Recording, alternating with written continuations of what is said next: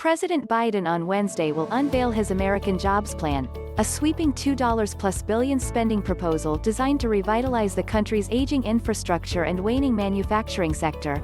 But the bill's path through Congress won't be easy. Here's what we know about when it could become law. What legislative strategy Democrats will use to advance the plan, which could have big implications for the timing of its passage. To pass the $1.9 trillion American Rescue Plan, Democrats used a special legislative process called budget reconciliation that allowed them to advance the bill with only a simple majority in the Senate, 51 votes, rather than the usual 60 votes needed to overcome a filibuster over the vehement objects of the GOP.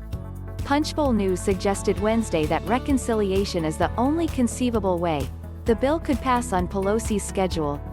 Senate Majority Leader Chuck Schumer, DNY, is reportedly exploring a path that would let Democrats use the reconciliation process again this fiscal year, rather waiting until the fall for the 2022 fiscal year.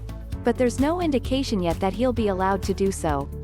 According to materials released by the White House on Wednesday, Biden's plan will include $621 billion for transportation infrastructure like roads and bridges, with $174 billion of that set aside for the electric vehicle market.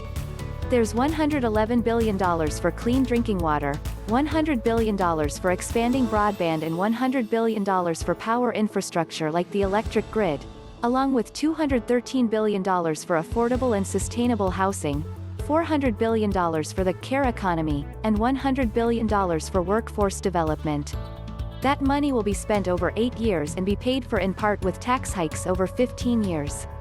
Here's what's in Biden's $2 trillion infrastructure plan. Forbes, Semiconductors, 5G and electric car parts. Stocks to watch as Biden pushes infrastructure bill. Forbes, who will be the biggest losers from Biden's tax hikes. Forbes, White House defends corporate tax increase ahead of $2 trillion infrastructure bill. Forbes.